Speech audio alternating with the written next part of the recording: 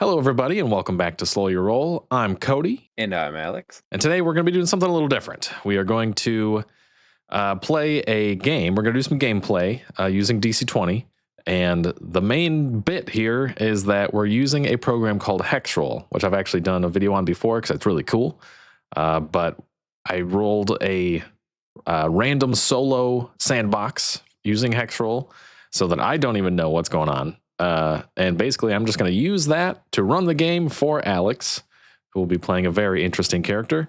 And it'll just kind of like be an experiment. We'll see how it goes. And if it's fun, maybe we'll make a series out of it.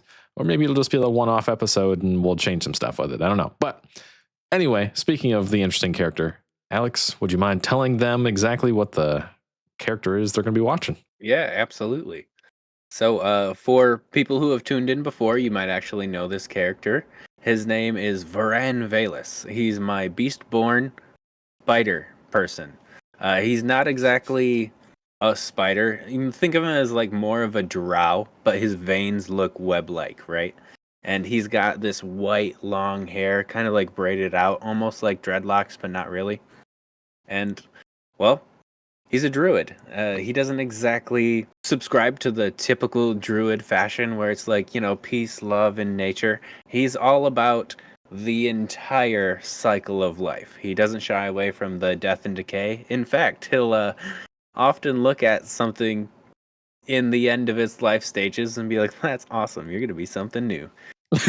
He's one of those, like, quirky, nerdy type of guys. That's very fun. If you like the same picture we used last time, I probably already put that up on the screen at this point, but whatever.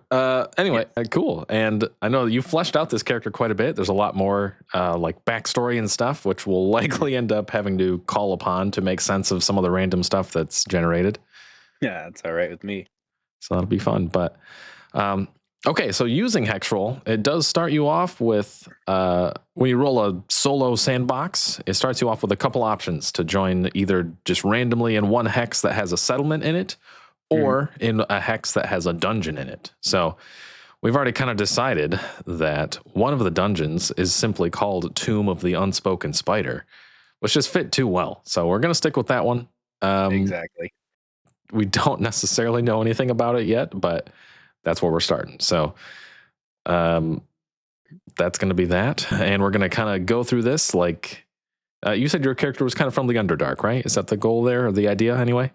Yes, absolutely. Think of my character as basically being a drow. So, like, sunlight sensitivity, not actually, like on my character sheet, but like hasn't seen the sun in 3 dang days. Yeah. All right. Excellent. Very cool. Okay, so while exploring and making your way through, because you are an explorer of sorts, right? I mean, you tend to do some exploring and you're adventuring for your own causes. What is one of your biggest motivators as you're kind of exploring and you find this new dungeon that you've heard rumors might actually lead to the surface even? Ooh. So, the reason why I'm an adventurer in the first place is to find new and creative environments, creatures, or different types of things I might be able to cultivate. Like, let's say I find a rare plant or something. I want to make sure that that plant goes into an ecosystem that lasts for a really long time. So if I can keep things from going extinct, that's my bag. Very cool. Okay. Very interesting. Okay, well, you did stumble upon this place. You've heard rumors here and there that it leads to the surface, or maybe you've even seen like surface creatures that you're unfamiliar with coming out of this tomb at some point or something. So you're like, all right, I'm going to check this thing out. It's going to be interesting. And it's going to be a little bit of a theater of the mind for now, at least. We might change the format of how this works later, but for now, that's how it'll be. Okay, so let's see. I have an idea. As you are coming up into this interesting dungeon of sorts. All right, so you come upon, you finally found where some of these surface creatures are pouring out of, and it's a small crevice that you've seen is kind of like super grown over with roots and stuff at this point.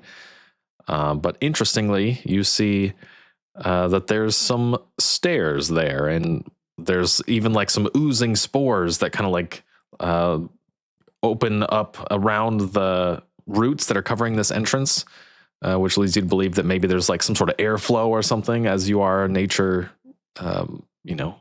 nature knowledgeable person. Definitely.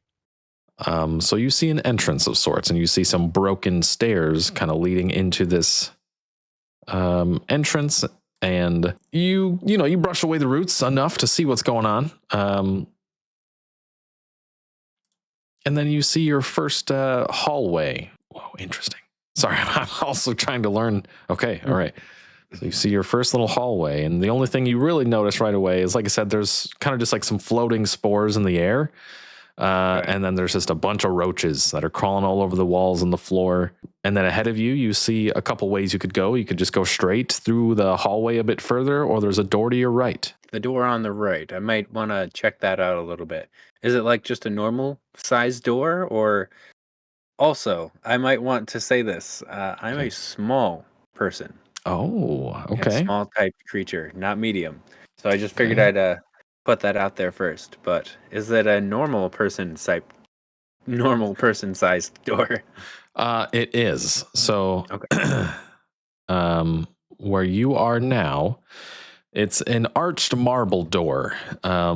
And let's see here. Is that right? Yeah. Okay. So the door you're coming up on is an interesting kind of arched, and the door is a bit ornate. It seems to be made of marble.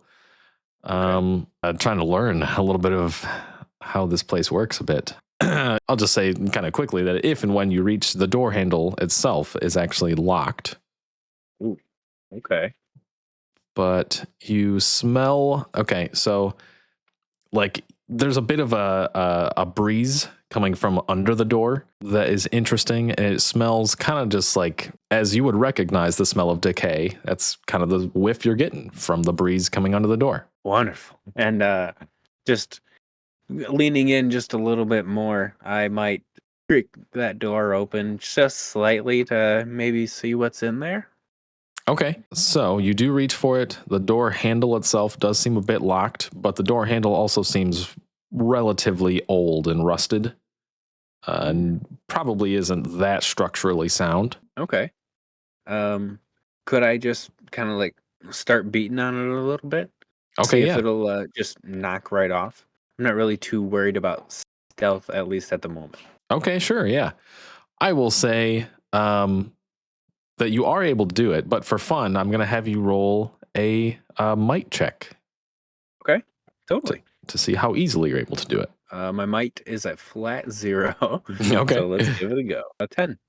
Okay, not bad. So you don't necessarily break it off right away, but it's like, 3 solid hits with whatever object or even your arms or whatever. Nice. And the handle itself does quickly kind of just like snap off on one side, and you hear it loudly clang in the room on the other side as well. And the door is easily pushed open at this point. I'd say the first thing you see, it kind of catches your eye. Lying right there on the floor is a dust-covered skeleton of a goblin, as far as you can tell. He's got some old tattered stuff on him. You see like a little hat next to him, a broken short bow, and he's got several things you could possibly search on him, as far as like he is still wearing clothes, kind of.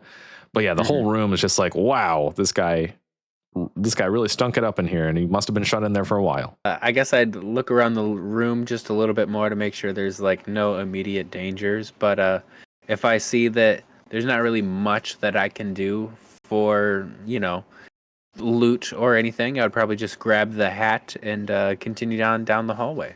Okay. Go ahead and do a quick little investigation check. Okay. Investigation is good. +5 for investigation. Ah, that's good. That helps. Better because I rolled an 8. So we got 13. Okay, yeah. No, not bad. Okay, so you notice right away, walking a bit further in the room, that there are some small marbles that are just kind of like littered around the room here and there. They're just like small glass marbles, not decorated in any way or intricate in any way. But on the body of the goblin, you do find a key that That's very interesting and kind of like rectangular bronze key. And then you find a few cloth wraps here and there that you could use as rope if you wanted to. And you find the words scrawled kind of sloppily, cruel traitor. And they were written down on a piece of paper on the goblin. But that's about it. That's all you're seeing that's interesting. Okay. So I definitely gather up all of the things that were interesting, and then like the very last piece would be the note, right?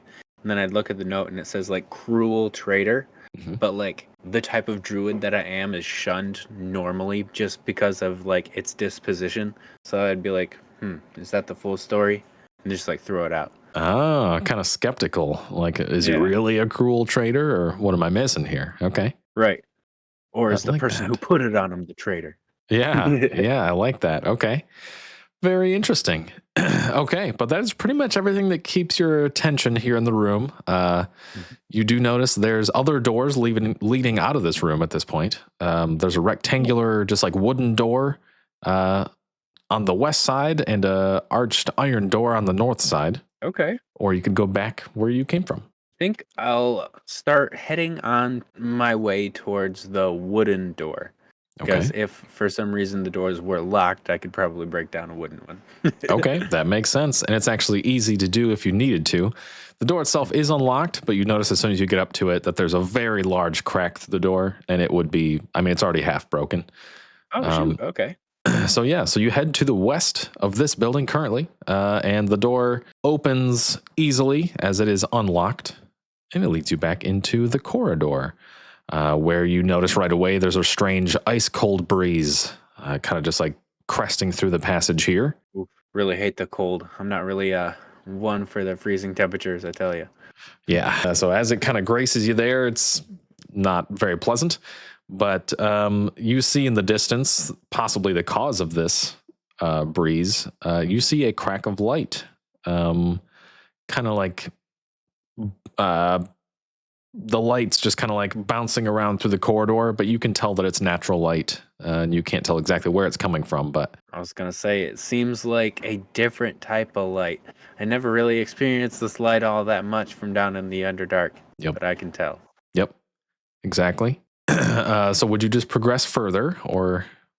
Yeah, I would try to move towards the light. That's kind of like the whole point, right? Okay. I want to get out into the world and spread the good druid circle name. That's right. Okay, that makes sense to me.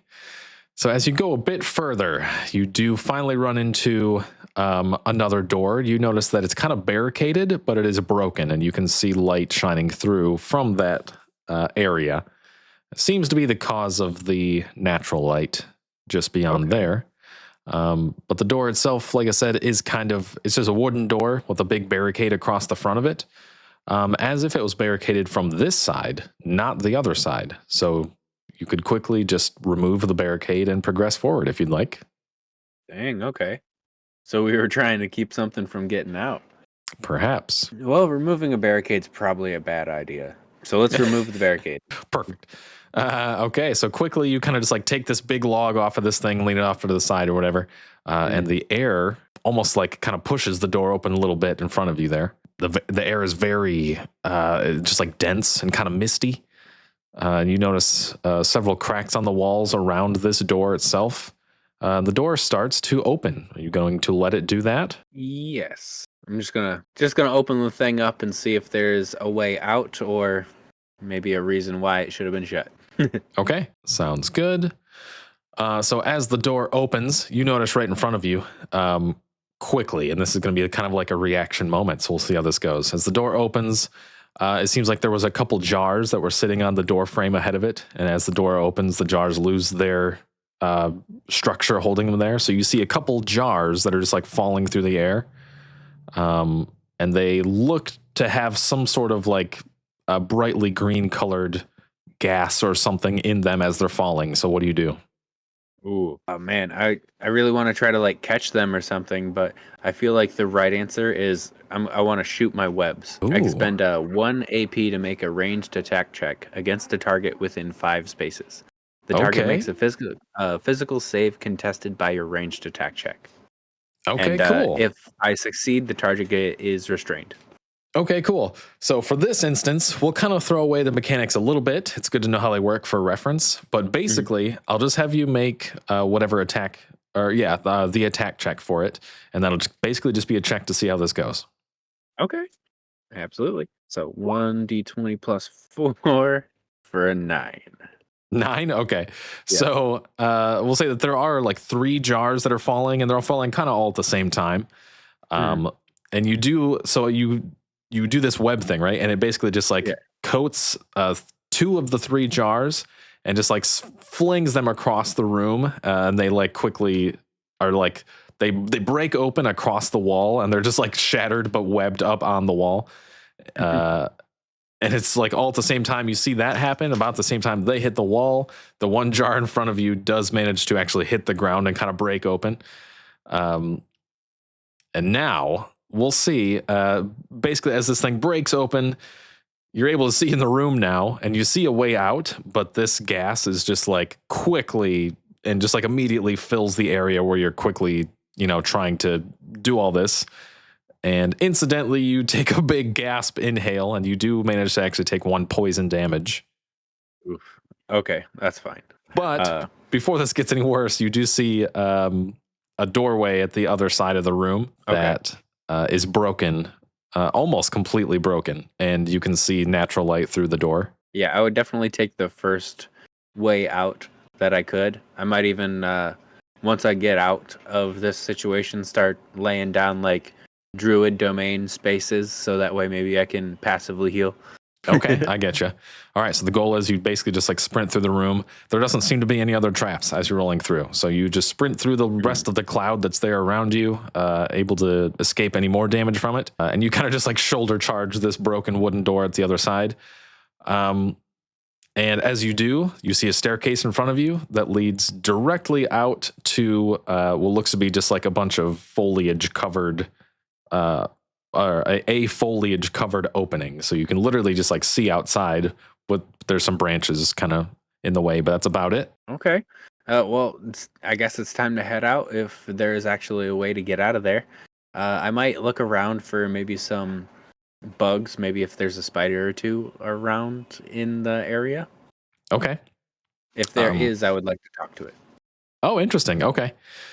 So kind of quickly you run up the stairs there and just like push the brush away, and you have to, pull a couple branches and things out of your way, but you're able to stand up and you are outside. What does it look like outside? Okay. Yeah. Okay. So you brush your way through the moss covered ruins of, and now what you see, an ancient stone structure that just kind of emerges within the vegetation there. But you make your way out, and generally it is, oh boy, it could be any of these things. Let's say it is a relatively clear, but it's like humid as heck, which you're probably not too unfamiliar with actually, but it's very humid. It's clear, so it's extremely sunny. And as soon as you break out of the dungeon itself, it is hot. It is like 90 degrees, and in the dungeon itself, it was a lot closer to like 60, 50 area. The good temperature range. Yeah. And despite the sun shining brightly, it is raining slightly. And you notice there's a large cloud that is soon to block out the sun. But you look around and you see, we'll say right away, one of the biggest things you see is just like this palm, or this like hand-sized spider is just hanging out on this big funnel web that you kind of just messed up. So you see him kind of like running around a little bit and trying to scurry, but he's still kind of hanging out in that area. Nice. I have this thing called a beast kind, and you can understand and speak in a limited capacity to the species of beast your beastborn is. So I'm gonna try to talk to the spider a little bit, and maybe even try my best to like recreate the web with my fingers, just like, oh, sorry, man, didn't mean that. Okay, cool. I like that. Okay, interesting. All right. Make a prime check. Okay. As you're kind of using this to possibly regain favor with this spider. 16 actually. Okay, pretty solid. So you bust through and kind of mess up his funnel web, but right away you're able to kind of like respin the funnel for him, saving him tons of work, quite quickly, and he seems. I mean, as far as a spider can, he seems at least interested. So, so now what? I would more or less just ask the spider, has he seen anyone in a little while? Okay, I get you. Yeah. And they can understand the meaning of their noises and behaviors, and they understand the meaning of simple words, concepts, or states of emotion. Okay, I get you. Just figured I'd throw that out there. Okay, I got you. And this thing can kind of obviously communicate back at least a little bit, right? To some Yes. degree. Okay, cool. You can understand and speak in a limited capacity. Okay, I gotcha. So we'll keep it real brief, as it is just a spider. Basically, it's like, it understands that you're saying, have you seen anyone in a while? You alone out here kind of thing.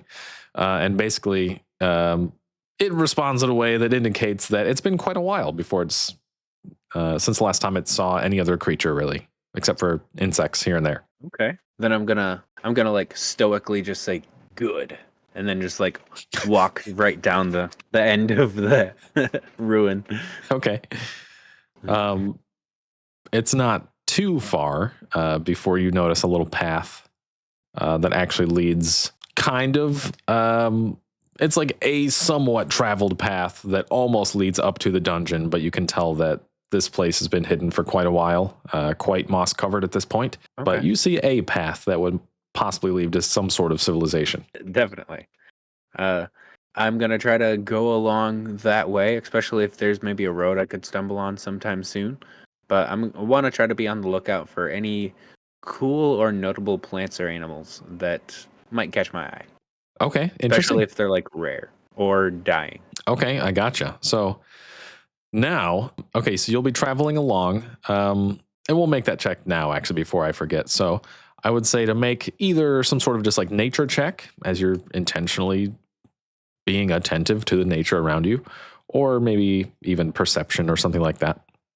Okay, absolutely. We got a 16 for nature. Okay, excellent. I'm going to check something real quick. Yeah, absolutely. Weird. The Roll20 chat log wasn't updating, but it should be fine now, probably. Okay. All right. Sorry. What was it? What was the check? 16. 16. Okay. That's pretty darn solid. So I would say that you are able to find, I already forgot. What were some of the things you were looking for or hoping to see as you're traveling? I was just trying to keep an eye out for rare or interesting plants or animals, or if there was possibly plants or animals that were dying, so I might be able to save them. Stuff like that. Oh, okay, I gotcha.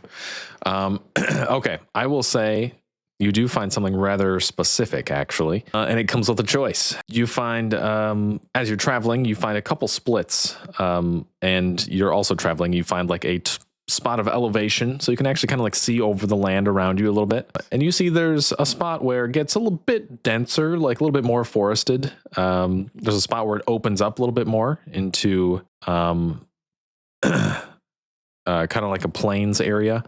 And there's also a spot that seems like a little bit more wetlands area. Oh, and there's even actually a spot that's like a little more jungly. So you're kind of at this point where you can actually see where you are a little bit. Which avenue would you like to pursue? Well, the more bugs, plants, and animals, the better. So I feel like I should probably start heading in the way of the jungle. Okay, sounds good to me. Okay, now I got to remember how to, if we wanted to just kind of re-roll something, I want to see how that goes. Okay, all right, here we go. So as you take the path, finding your way deeper into the more jungle-like area, you are finally, you catch something that's interesting to you. And this is part of your check that you did well on too. You find a huge, lush tree, and it's kind of just like standing in a bit of a clearing in this otherwise jungle-y area. So like the rest of the trees are kind of like dispersed in this area. They're not as dense. And this huge, lush tree is covered in a super colorful, like flowering vine. And it seems to be holding like these sweet berries all over them. And you're noticing birds are just like flying around like crazy, just like obsessed with this vine that's around this tree. It's really cool. Yeah, and it's really interesting. A lot of stuff you've never seen. I don't know if you've ever been above ground. No. Okay. All right, cool. Very cool. So a lot of these things you have never seen before. There are so many just like colorful birds and everything else just kind of flying around this vine on this huge tree in the clearing. I'm feeling like a Disney princess right now. Yeah, that's pretty much what's going on. Looking a bit further past the tree, on the other side of the clearing, there is a half broken kind of like stone bridge where the jungle kind of like butts up against, goes over this river thing and like butts up against a little bit of a big lump of land right there that's almost like a mountain, but not really as tall.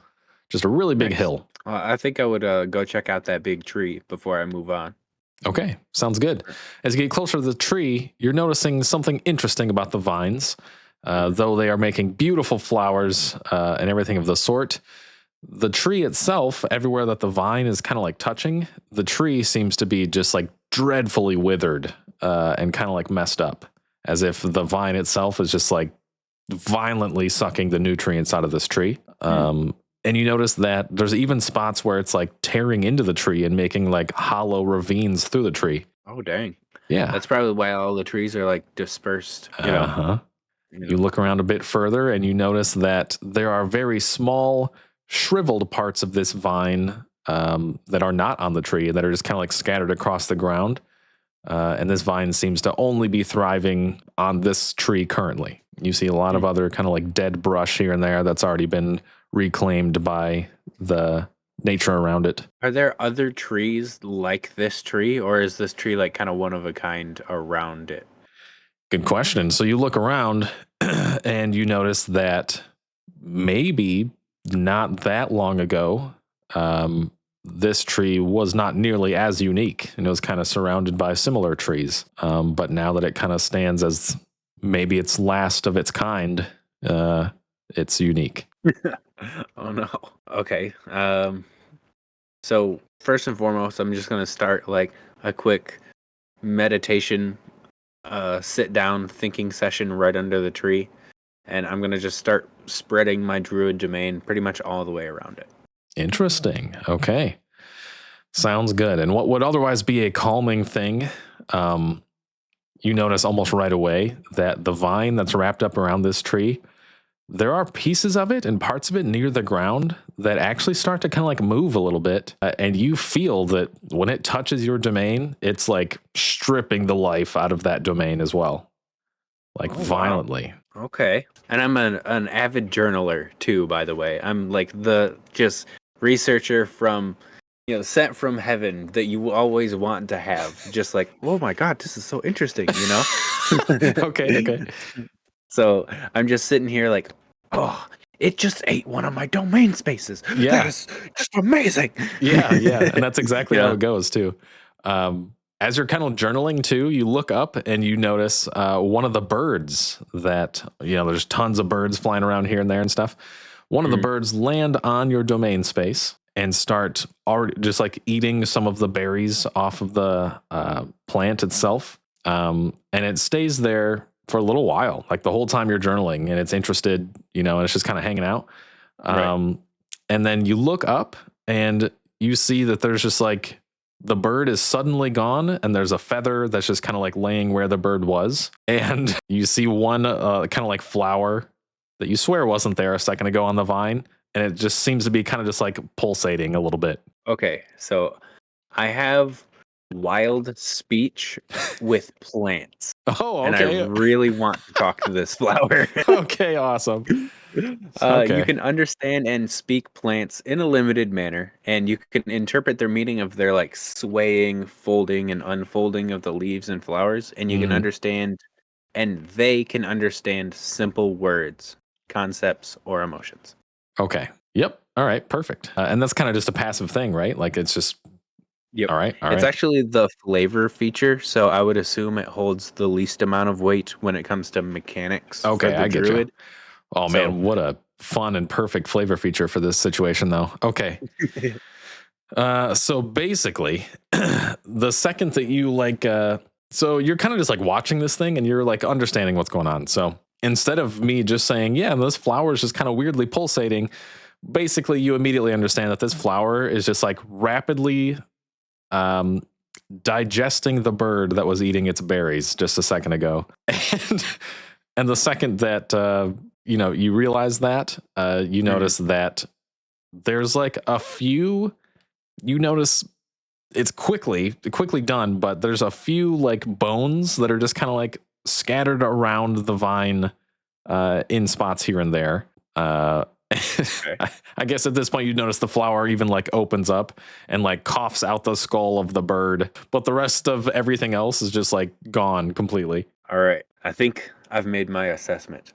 Like after I'm done journaling all of this crazy stuff down, I'm even gonna name it Stranglethorn, the weed that's going around this giant tree. That's Okay. what I'm naming it, just in case it doesn't have a name yet. That seems perfectly appropriate. But I'm gonna see if, in a way, it can understand me. I'm gonna start scolding it. Okay. So, like this vine, right? Yeah. It's already got 2 strikes against me. First, it doesn't decay. It's doing the decaying. Everything around it is dying for it, and that's not a part of the circle of life.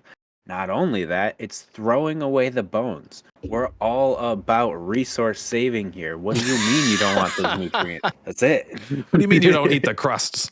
Right. Okay. All right. Leaving behind good calcium. Yeah. So Okay. you're just gonna sit there and like scold the flower, and I might even like bat at it a little bit, just like what the heck? Just one weird. Okay. All right. Okay. And of course, like the second you do that, you reach out towards this thing, right? And you might get like a little, slap on it as you start scolding it, and then you give it a little pat. And this flower literally like almost as fast as your hand, like reaches out and just hardly nips the tip of your finger and actually draws blood. Okay. And then you notice that some of the vine is actually kind of like pulling off of the tree slowly. And it's like moving around, like it starts to like almost move around like a snake a little bit. And it's kind of moving towards you and even around you a little bit. Nice. It's exactly what I was hoping for. Make my day, plant. So, first thing I want to try is I have the druid domain pretty much in a circle around this tree, right? And I want to just start trying to do things like nature's grasp, where I can take my vines and grab those vines and just like start a tug of war. Cool. Okay. Spend 1 AP to force a creature of your choice within your domain to make a repeated physical save against your save DC.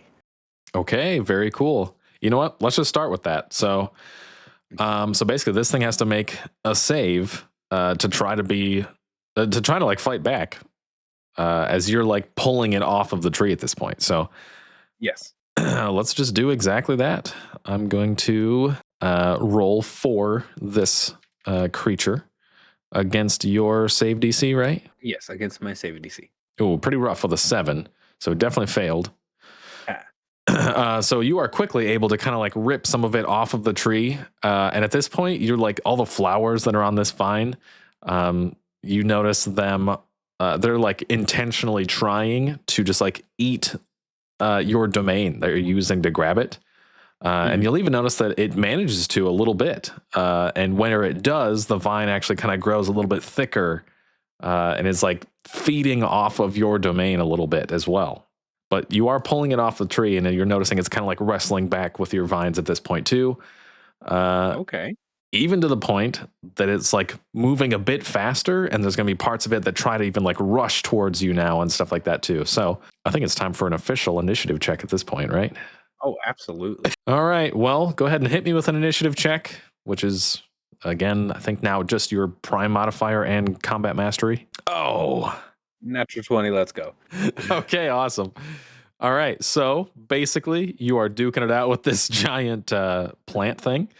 And okay, you're definitely going to get to do the next thing, and with advantage as well. So let's just do this. It's a turn order. It's you versus this thing, and you're going first. So you're noticing it rushing towards you quite quickly now. These flowers are definitely like enough to harm you if they got close to you. And it seems to maybe even be feeding off of your domain a little bit here and there. So do with that what you will. You're up. Okay. So I like the fact that it's feeding off my domain, and I'm going to try to use that against it. In a way, I'm going to start taking my druid domain spaces off of the tree, like being at a circle, and Okay. just start inching them away, inching them away. I'm Oh. still gonna be just pulling these vines off though with my druid domain nature's grasp. Okay, If I see. for some reason the nature's grasp starts to fail me, I also have the spell tethering vines that I'm just gonna like, just keep on trying to like fight plant with plant here. Okay, I gotcha. Okay. So what's that look like with as far as your resources spent and stuff like that? What's actually happening now then? Okay, absolutely. So, first things first, it's going to be 1 AP and 1 MP spent to move my druid domain spaces from around the tree to kind of close to the tree and behind me. And we're going to keep backing those away. And I'm assuming that I lose one of my druid domain spaces when it eats one. So, Okay.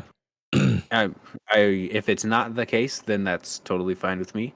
But that's just how I've been going about it in Okay. my head. Okay. But I only have 8 spaces. Okay, that sounds good. I will say that the vine itself seems to be doing this weird thing where it feeds off of your spaces. You're able to kind of maintain the space though, with just like the passive, magic that you're kind of like pumping into the domain spaces in general. It's enough to kind of keep the things going. So it's not necessarily taking your spaces away, but it may be benefiting from them one way or another. And it does seem to be trying to like follow them. If you are trying to like use it to lure it away from the tree almost, it does seem to be kind of like biting, on that as bait a little bit. Definitely. So that's basically what I'm trying to do. If you could imagine, like, I'm going to assume this is a big tree, right? Yeah. So there's 2 squares, 2 squares, 2 squares, 2 squares, all in a line. Okay. A column of 4 and a column of 4 right next to each other. That's my druid domain backing away from the tree. Okay. I get you. Yep. It definitely does seem to be working. It kind of failed the save before. So I'll say that it is still kind of like, whatever the effect of what was it? Tethering? What was the? So it was a save to see if it was grappled. Okay. So I'll say that it is actually still grappled, and you are able to kind of like keep moving it either by luring it, or at this point, like it actually can't move too much anyway. So there's pieces of it that are near you enough to still attack you, but Definitely. yeah, so that's kind of where it's at right now. So it is still grappled. So I'm assuming this is a large tree with a even larger rope around it, and that's what I'm trying to pull off. Yep. For the most part, my domain, the grass spaces, are going to be doing the pulling, and I'm just going to be doing the instructing. Okay. Hopefully, I can stay out of, harm's way, but I will be standing relatively in my druid domain while I do this. Okay, I get you. So it's working pretty well. You are able to use your domain to actually like pull, and you hear like some of the vine like actually like ripping away from the tree with some loud pops here and there and stuff like that.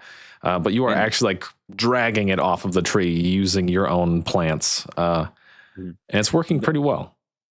For any amount of like doing the nature's grasp, I would maybe try to use that as like, so the more I pull it off of the tree, the more health I would like to be taking away from it in a way. Okay. But how? I get you. We could do, okay, so we'll say like narratively, that's what's going on. And basically you can just do, I'd say you could just like use these as attack checks, as long as you're spending, the resources for an attack or whatever. And this will be the flavor of what the attack is. So whatever your normal attack is, you're doing at least 1 damage, by default by doing this. Okay. Or you can kind of just like stick with whatever your base attack stuff is, and this will be the flavor of how it's actually happening. Yeah, that makes sense because I don't really have anything other than like druid craft as far as like spells that would help me out. Okay, I get you. But regardless, for the same like mechanics and flavor, you're like in melee range with this thing at this point anyway, technically. So yeah, I would say that you can just kind of like, this is the flavor of definitely what's happening, and you can do damage however you normally would mechanically at this point. Okay. And I also wield a chain whip, so I don't technically have to touch them if I don't want to. Okay, nice. Very cool. So, that's even better flavor, because I'd say a lot of your domain, is, hitting the plant from a distance right now, technically, by ripping it off the tree. So that's good. Yeah. So I guess I'll be doing my whip attack, but in the flavor of with vines. Okay, so, yeah, that sounds awesome. That sounds perfect. I've got 2 AP left from my current turn. If this was still a turn, then I would use the remaining 2 AP to attack. Okay, yeah, that's perfect. Let's do that. And honestly, with this attack, I'm just more or less narrating that as this like great tug of war. And if it's going to be a 2 AP for the attack, then I would probably empower it instead of it being an attack and then an attack at disadvantage. Okay, sounds good. 16 for the roll. Okay. 16 is enough for a heavy hit on this thing. So what would have been the base damage? Oh, my base damage for a chain whip is 1. Okay, perfect. So in this situation, you are able to do 2 damage to this vine. So you're noticing that as your domain is like kind of pulling this vine away from the tree, it is like very violent, and the vine seems to be almost like snapping here and there. There are parts of it that are actually just like breaking apart and falling off of the tree. And as it falls off the tree and lands on the ground, it almost just like squirms around violently and then kind of just like actually pretty quickly starts to like wither and die in some spots. So it seems like this thing is like it sucks the nutrients quickly and it needs them badly, or else it dies quickly, kind of thing. That's kind of crazy. I like it. So as you're ripping this thing off of the tree, I'd say that you are able to break off a lot of it. And so a lot of it is just kind of like withering and dying on the ground somewhat quickly. Nice. But the larger bulk piece that you still have kind of grappled there with you does move towards you enough to actually try to strike at you as well. But the first thing it does, I'm going to say that it, let's see. Okay. It is going to try to like use its ability to kind of grapple you. That's the first thing it's going to try to do, but it's not terribly strong. So it rolls a straight 8 against, what is a grapple? I guess it's against a physical save. Physical save. Yes, that's right. Against a physical save. Currently drawing a blank right now. Is it just... It should be whatever's higher between your athletics or acrobatics. Okay, yeah, that's what I thought. But fortunately for me, both of those are 0. So let's go. 17. Okay, nice. Very good. So it does try to reach out and grapple you, but you're able to kind of quickly, like, shake it off. And as a last resort, it is going to use some of its flowers that are around you to try to just like reach out and take little bites at you, only with a 5 against physical defense. So close. And really, that's all it can do. And it seems very like almost desperately trying to like reach at you and attack you at this point. But that's all it can do. So there's that. All right. So is it back to my turn? It is. Nice. Well, just back to tugging on that thing. I'm gonna give it a 2 AP for an empowered attack with advantage. Yep. Okay. That sounds good. Ooh. That was not good. I rolled the 3 twice somehow. Okay. So despite your 7? Okay. Despite your success so far with the violent plant tug of war, it actually does manage to kind of regain some ground and like latch itself, what's left of itself, to the tree still. Don't manage to rip any of it off this time. I do have another 2 AP for this, and I want to see if just anything happens. But I have the Druid Craft cantrip, and I also have what is it? Wild Growth. For the gotta find it. For the Druid Craft cantrip, I have Accelerated Plant Growth. You target a living mundane plant and instantly accelerate its growth. Flowers bloom, seeds open, etc. I'm curious if I can do that to the tree. Ooh, interesting. To the tree. Yeah. Okay. I would say so. Yeah, for sure. Just give it a little bit more juice to maybe fight off this parasite that's got it in its grasps. Interesting. Okay. We'll see how this goes. I will say, we'll make this interesting, and we'll say that this works surprisingly well, or if you fail it, it might kind of go in the opposite direction. I was kind of wondering if it would be a battery for the vine as well. So we'll have to see. It's possible. We'll see how this check goes. Could go either way, I'd say. It's a bit of an experiment on the fly. There is 2 AP left, so I'm going to try to empower it. Okay. All right, sounds good. Okay, that was actually really good. 19. Interesting. Okay, so I've got an idea here. So that is really good. And the total is 19? So it was 19. I rolled a 19, but I'm not sure what I would add to it Oh, I gotcha. because it's like a healing check, I guess. I see what you're saying. Okay, interesting. Okay, so it'd be a spell check, probably. Yeah, it'd be a spell check. So whatever your addition is for that should be, what, 4, probably? Yep. So 23. Nice. Okay, that's really good. All right, so you succeeded by a lot. So this will be interesting. I'll say that as you are kind of like locked in this struggle with the vine as you're trying to tear it off, you kind of just like quickly reach out and send just like green life. You notice that there's just like moss that just kind of like rapidly coats the tree, even to the point of like pushing the vine off of it a little bit. And a lot of the birds in the area are like almost triggered by this somehow. And they actually like come down almost like they're like communing with the tree at this point too. Like they see the life in the tree and everything else. And it triggers the birds too. And they actually come down and start just like violently picking at the vine and like are like ripping off pieces of it here and there too.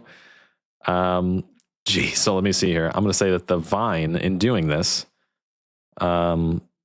loses a lot of its hold from the tree, and the birds just like finish and help you just like rip it off of the tree to the point that the entire thing actually comes off and is just like writhing around and like almost slaps you as it's kind of like writhing, but you're able to kind of just like jump it and it's no big deal.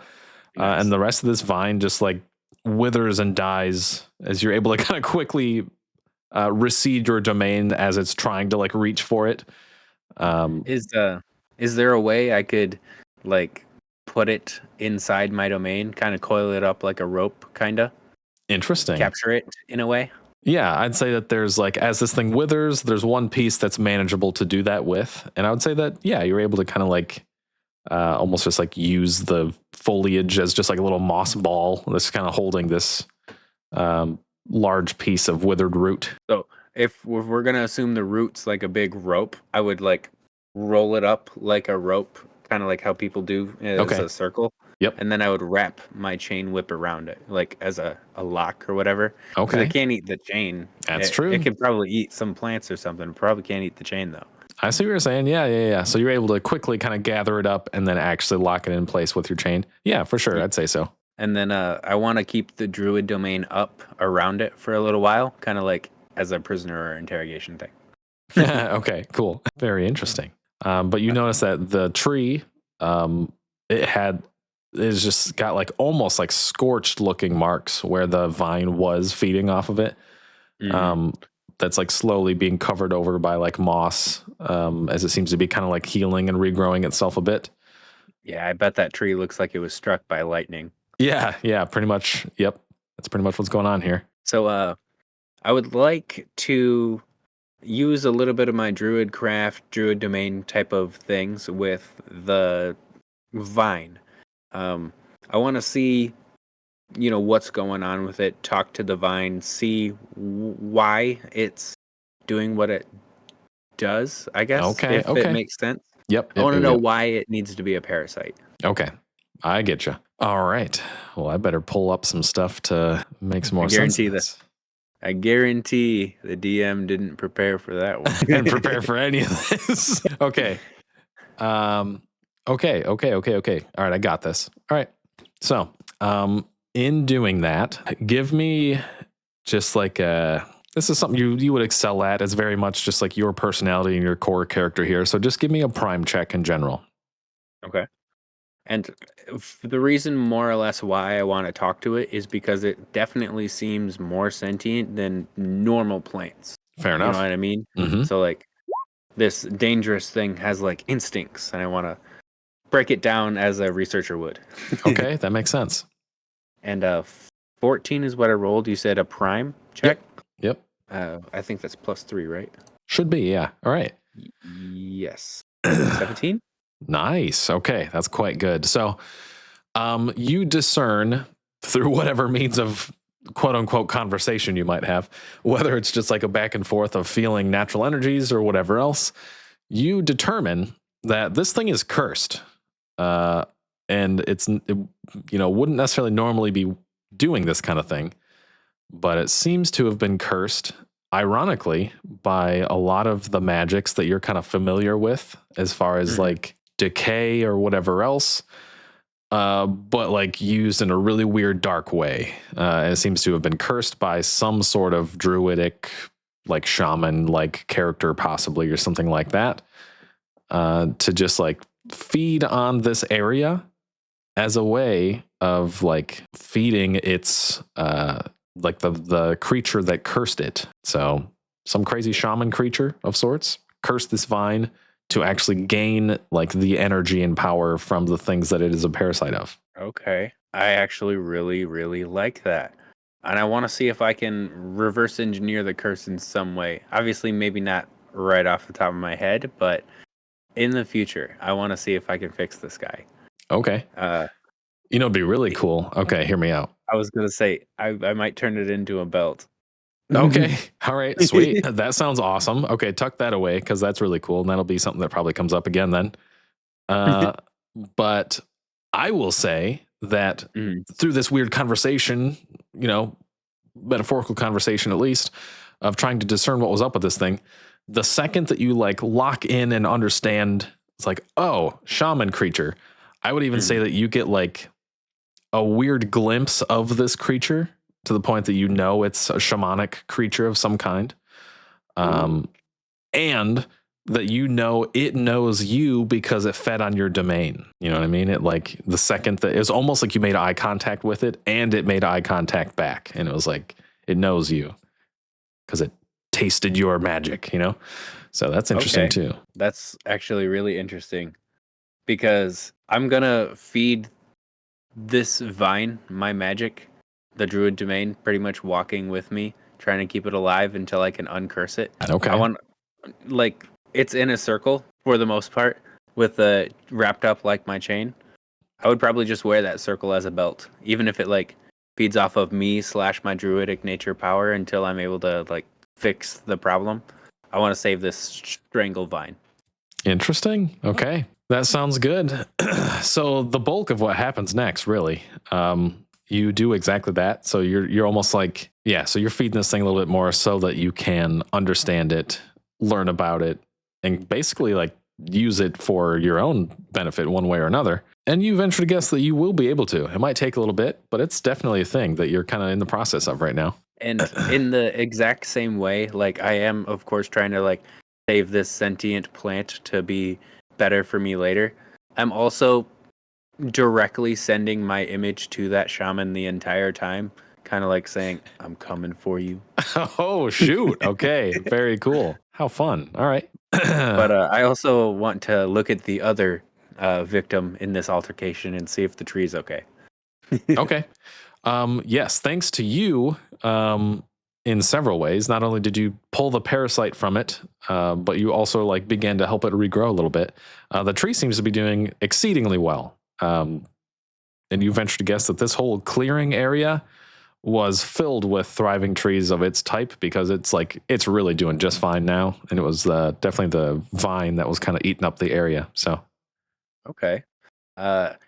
This tree is, I guess, one of a kind for its area at the moment. True. Was there something special about it that made it so the vine would eat it? Like, is this the magic tree? Is it, I gotcha. Some sort of special property? That's a good question. That would kind of make some sense. I will say the biggest thing about it that's interesting to you is that it is the biggest tree in the area, and you venture to guess that a lot of the things around it were like its own saplings that were growing and stuff like that. So basically, you venture to guess that this thing is unique in the sense that it's just like, it's really big and a really old tree. It's probably been there for a really long time, and it's probably made a lot of healthy offspring right around it. And so maybe the shaman-like creature or whatever that made this happen was just like, that one's healthy. That one should feed me a lot, and all of its family, basically. And, the vine killed its family. Is there any noticeable dead trees around it? I have a Druidcraft has a thing where it says you can revive a dead plant. So maybe if some of them were recently dead, maybe I could Okay. try to get a little sapling going, restart this forest before I go. I get you. Okay. I'd say that you look around for a while and that almost down to like the ground itself, you notice there's a few spots that aren't completely grown over with stuff yet. That at first just looked like dirt, but it's like it's like a stump at ground level, and the only things that are left are like bits of roots here and there from previous trees and saplings and things. Enough to possibly salvage it, yes. Okay, awesome. I'm gonna just work up a little bit of druidy magic, and this is gonna sound like incredibly evil, but I'm gonna do it in the nicest way possible, right? Okay. So like, just some awful chanting is going on. Like I'm the druid of decay, right? Right, So, right, like, right. just- To many people, this could be a haunting sight, but yeah, absolutely. So you'll see me like, kind of feeding into like death, decay, that kind of thing, like going with a brooding whoa, whoa, whoa, whoa, whoa, kind of like chant. okay, all right. And then eventually I rub my hands together, and instead of being green energy, it's this grayish, whitish, black, silverish Ooh. energy. Okay. Every color that I can think of that just washes over these plants, and then you'll see it like just shoot a whole bunch of like energy into the plants, but it's like this grayish, blackish energy, not like green like you would assume. Interesting. Okay. I see. Okay, so quickly you notice that almost using the small shards of corpses of old saplings and things at this point, you kind of like you almost like jam like holes into what's left of the roots here and there with your energies, and you notice that like some of the things around it, even like the plants and stuff, start to like eat your magics and like feed what's left of the plant that was there in doing so. And so you see a bunch of saplings start sprouting up where your magic otherwise like punctured into them, and the area starts to regrow slowly, but you've ventured to guess you're actually making a big enough difference that it probably will save a lot of the things that were destroyed by the cursed vine. Nice. That's what I'm hoping for. It actually works. And if it looks like things are sent on a relatively good growth spurt, path, if it looks like they're sprouting, then I would probably start heading on out of here. Okay. Very cool. You notice before traveling too long, you see a bit of smoke in the distance. And you eventually guess that it doesn't seem like some crazy fire or anything, just like a little bit of smoke here and there. And then before long, you actually hear in the distance, like moving wagons and things, even to the point that you see a road finally. That's like an actual road where there's a couple wagons moving here and there. And you see, for the first time ever, some overland folks heading into a village in the distance. Wow, they're so big. Yeah, right? Like everyone is just a little bigger than you. That's funny. And you don't see anyone that looks anything like you, also, for the record. Of course. But you said there was a fire. Was it a emergency fire, or was it like a campfire? So now that you can see a little bit closer, it looks like there is, let me see here. There's a small little cottage-like building towards the outskirts of this village. And it seems like it's just a fire that was lit inside the village, inside of that building, like a fireplace kind of thing. You see it billowing out of a chimney at the top. Okay, good. Seems safe and controlled. That's what we're hoping for. Is there anything, is it just somebody's house, more or less, or is it inn that maybe people go into, like a bar maybe? Interesting. So this specific building looks exactly like a little, I guess we'll say the architecture of buildings and settlements and things are maybe similar in the Underdark, so that you're not completely lost. It looks like it's probably some sort of tavern or something. And you see a lot of rooms at the top with windows, as if, those are probably actually rooms that people would stay in for an inn maybe. And you see a really big sign on the front of the building, if you're getting close enough to see it, that it would basically just say the Lost Arrow Tavern. So you can tell what it is. Oh, okay. Nice.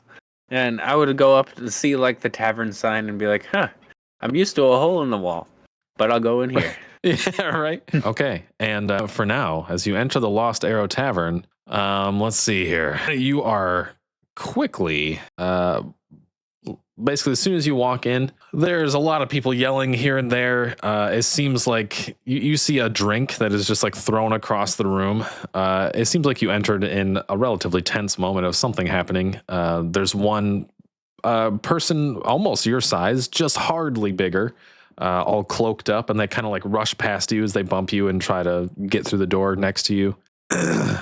Okay. I guess I'll take the shoulder bump and say bye, I guess. All right. Gosh, the manners on the Overdark, I swear. Yeah. And then the Overdark. And then quickly you look back and you notice just flying through the air, there is a large flagon full of some liquid, and it's just like heading right towards you. And I feel like that might be where we stop for today. Okay. Honestly, that was really fun. Yeah, interesting. Okay, I gotta tell you, I'm using Hexroll really just pretty loose inspiration. Like it's like, hey, this thing happens, and I'm like, all right, cool. let's use 20% of that and make up the rest of it. Yeah.